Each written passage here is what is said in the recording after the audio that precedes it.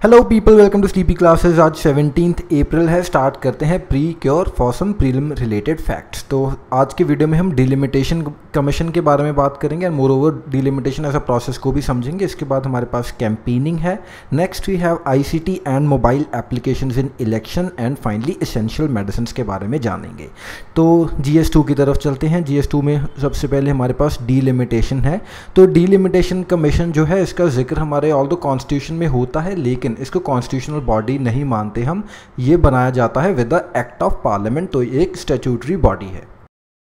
हम इसके काम को देखें तो डिलिमिटेशन का काम क्या है? रीड्रॉ करना जो बाउंड्रीज हैं of the parliamentary as well as state assembly की जो कॉन्स्टिट्यूएंसीज हैं उनकी बाउंड्रीज को ये डिफाइन करता है एंड इंश्योर करता है कि ऑलमोस्ट उतने ही नंबर हों इन नंबर ऑफ पीपल हों इन ईच कॉन्स्टिट्यूएंसी।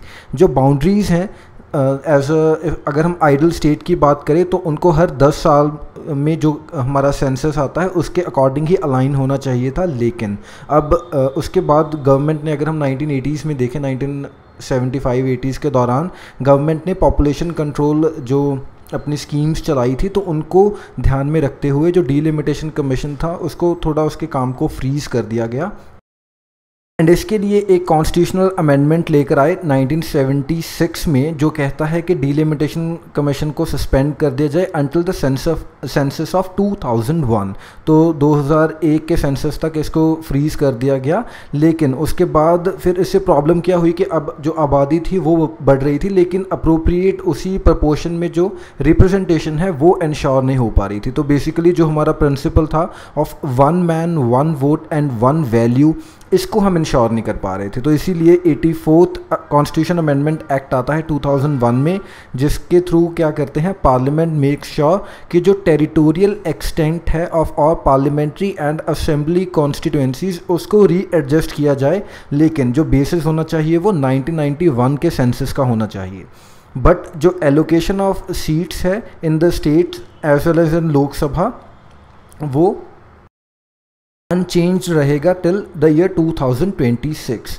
बट इसके बाद एक और कॉन्स्टिट्यूशन अमेंडमेंट एक्ट आता है 87th कॉन्स्टिट्यूशन अमेंडमेंट एक्ट 2003 में, जिसके थ्रू जो पार्लियामेंट है वो डिसाइड करते हैं the extent of parliamentary and जो असेंबली कॉन्स्टिट्यूएंसीज हैं उनको भी रीएडजस्ट किया जाएगा on the basis of 2001 instead of the 1991 census. तो अब जो प्रेजेंट हमारे पास सिचुएशन है वो क्या है कि 2001 के सेंसस के अकॉर्डिंग ही जो पॉपुलेशन है उसी के बेसिस के ऊपर ही जो हमारी कॉन्स्टिट्यूएंसीज बनती हैं। अदरवाइज़ जो हमारा डिलिमिटेशन कमीशन है वो उसकी बाउंड्रीज़ को भी चेंज कर सकता है इसी सेंसस के अकॉर्डिंग। ठीक है जी, एंड ये फ्रीज़ रहेगा टिल 2026। इसके बाद जो डिलिमिटेशन कमीशन बैठेगा फिर वो अकॉर्डिंगली डिसाइड करेगा। अगर हम डिलिमिटेशन कमीशन के मेंबर्स की बात करें तो इसमें चीफ इलेक्शन कमिश्नर होते हैं हमारे एंड 2 जज होते हैं। दे कैन बी सिटिंग जजेस और एक्स जजेस फ्रॉम द सुप्रीम कोर्ट और हाई कोर्ट। तो ये डिलिमिटेशन कमीशन के मेंबर्स हैं। इसके बाद आगे बढ़ते हैं, कैंपेनिंग की बात करते हैं। तो कैंपेन का जो पीरियड है बेसिकली इस दौरान जो पॉलिटिकल पार्टीज़ हैं या जो कैंडिडेट्स हैं वो अपने आर्गूमेंट्स आगे रखते हैं, अपने व्यूज़ बताते हैं, लोगों को परसुएड करने की ट्राई करते हैं कि हमें वोट दीजिए। एंड जो कैंडिडेट्स हैं उनके पास 1 वीक तक का टाइम होता है to put forward their nominations, अपने आप को जो चुनाव में खड़ा करने का।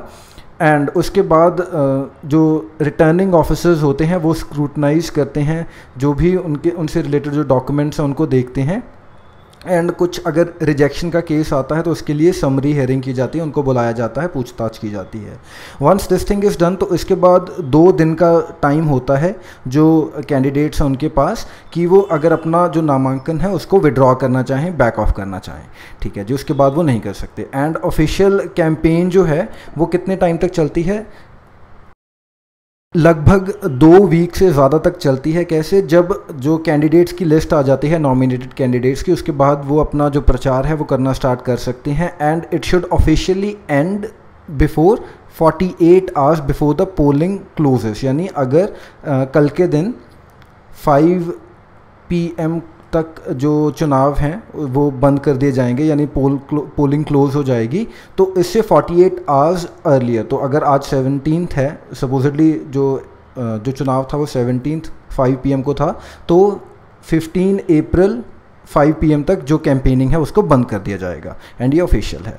इसके बाद जो मैक्सिमम लिमिट है of election expenses for Lok Sabha constituency वो ₹70 लाख है per candidate for all states and हमारा जो NCT है of Delhi except Arunachal, Goa and Sikkim. तो ये जो 3 स्टेट्स हैं ये आउटलायर्स हैं, इनमें जो लिमिट है वो कम है। एंड अगर हम इनकी स्पेसिफिकली बात करें तो इन 3 स्टेट्स में एज वेल एज जो भी बाकी यूटीज़ बची हैं इनमें 54 लाख जो लिमिट रखी गई है for a candidate to spend on his campaigning and all the things involve in campaigning.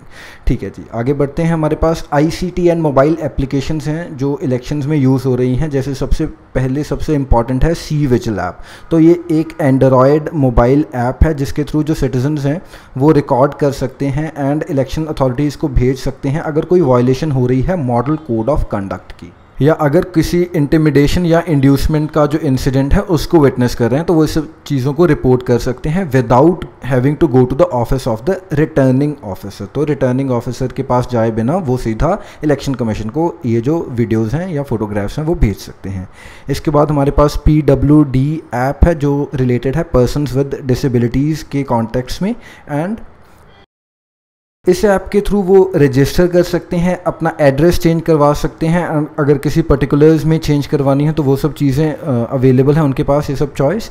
इसके बाद एक जो और इम्पॉर्टेंट चीज़ है कि एक बार जब वो अपनी कॉन्टैक्ट डिटेल्स शेयर करेंगे इस ऐप के ऊपर तो जो बूथ लेवल ऑफिसर हैं उनकी ये रिस्पॉन्सिबिलिटी बनेगी कि वो डोर स्टेप फैसिलिटी प्रोवाइड करे टू दिस जो पर्सन विद डिसेबिलिटी है, ताकि वो जो अपनी वोट है उसको कास्ट कर सकें। एंड जो PWDs हैं they can also request for a wheel chair during polling. तो ये पूरी ऐसे सुविधा प्रोवाइड की जा रही है टू वेरियस जो हमारे वोटर्स हैं ताकि उनको कोई प्रॉब्लम ना आए वोटिंग के टाइम पर।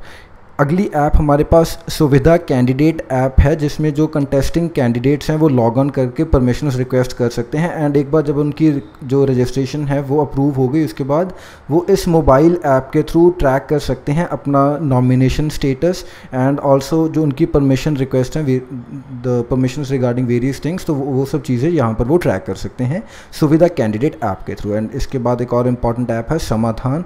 तो ये एक सिंगल इंटीग्रेटेड वेब पोर्टल है जिसके थ्रू जो सिटीजन्स हैं वो information, suggestion, feedback and complaints वगैरह सब फाइल कर सकते हैं। तो ये यूनिवर्सल पोर्टल है जो अवेलेबल है इलेक्शन टाइम के दौरान एज वेल एज जो नॉन इलेक्शन पीरियड है, इस चीज़ को ध्यान में रखिएगा, उस टाइम पर भी ये पोर्टल अवेलेबल है। तो कोई भी सिटीज़न अगर इस फैसिलिटी को यूज़ करना चाहता है तो किसी भी पीरियड के दौरान वो अपनी जो सजेशन, फीडबैक, कंप्लेंट या इन्फॉर्मेशन जो भी वो चाहता है वो शेयर कर सकता है या रिसीव कर सकता है फ्रॉम इलेक्शन कमीशन। ठीक है जी, आगे बढ़ते हैं, GS3 की तरफ चलते हैं। तो इसमें आज हमारे पास इंपॉर्टेंट चीज़ क्या है, इसेंशियल मेडिसिन्स। तो अगर हम WHO की माने तो जो इसेंशियल मेडिसिन्स हैं दीज आर दोज मेडिसिन्स जो प्रायोरिटी हेल्थ केयर नीड्स को किसी भी पॉपुलेशन को सेटिस्फाई कर रहे हैं किसी टाइम पर। तो ये डिपेंड कर सकता है, रीजन टू रीजन डिपेंड कर सकता है कौन सी जो बीमारियां हैं वो किसी पर्टिकुलर जो रीजन से लोकेटेड हैं, तो अकॉर्डिंगली उन्हीं के बेसिस के ऊपर ये लिस्ट बनाई जाती है। WHO वैसे यूनिवर्सली सभी मेंबर स्टेट्स के लिए ये लिस्ट निकालता है, लेकिन अलग अलग कंट्रीज़ जो हैं वो भी अपने लेवल पर ये काम करती हैं। So the list is made with consideration to disease prevalence, efficiency, safety and comparative cost effectiveness of the medicines। तो सभी चीज़ों को ध्यान में रखा जाता है, कितनी एफिशिएंट्स हैं ये मेडिसिन्स, कितनी सेफ़ हैं एंड कॉस्ट इफ़ेक्टिव भी होनी ज़रूरी हैं। अगर हम पहली बार बात करें जो अगर किसी कंट्री ने एसेंशियल मेडिसिन्स की लिस्ट निकाली थी तो वो तंजानिया थी। 1970s में इन्होंने ये काम किया। इसके बाद ये चीज़ें WHO के नोटिस में आई हैं। 1985 में WHO ने भी कुछ ऐसे सर्कुलर्स जारी किए। इसके बाद अगर हम इंडिया की बात करें तो जो ministry of health and family welfare है उन्होंने पहली बार जो नेशनल लिस्ट निकाली थी एसेंशियल मेडिसिन्स की, दैट वाज इन 1996। ठीक है जी, तो अब ये चीज़ न्यूज़ में क्यों है, क्योंकि आज के टाइम्स ऑफ इंडिया में ये न्यूज़ आर्टिकल आया है कि ऑल्दो जो असेंशियल मेडिसिन्स की लिस्ट में जो ड्रग्स हैं, वेरियस मेडिसिन्स हैं वो लिस्टेड हैं, लेकिन फिर भी जो उनके प्राइसेस हैं बहुत ज़्यादा एनॉर्मसली हाई रखे हुए हैं। And despite being the companies earning a lot of profit from these, वो फिर भी इसका प्राइस कम नहीं कर रहे। तो इसी कॉन्टेक्स्ट में ये न्यूज़ आई थी। एंड अगर हम इंडिया की बात करें तो जो मेडिसिन का रोल हमें कितना ज़्यादा दिख रहा है, कितनी महंगी दवाइयाँ हैं कि 75% जो हमारा हेल्थ एक्सपेंडिचर है वो out of pocket health expenditure होता है, जिसमें जो मेजर चंक है वो किनका है, मेडिसिन का है। ठीक है जी। And this is despite India being a manufacturing hub. तो इंडिया के केस में ये चीज़ और भी शॉकिंग कैसे है, क्योंकि इंडिया इतनी ज़्यादा जो जेनरिक मेडिसिन है उनकी एक्सपोर्ट भी करता है to the African nations as well as various other places. तो इसीलिए अगर हम इंडिया में ही देखें तो ऑल्दो लो कॉस्ट मेडिसिन जो बनाई जाती हैं, लेकिन फिर भी इंडिया में इसके जो प्राइसेस हैं वो इनॉर्मसली हाई हैं। तो इन्हीं सब चीज़ों के कॉन्टेक्स्ट में ये न्यूज़ थी। So that is all, thank you for watching, मिलते हैं कल, बाय बाय।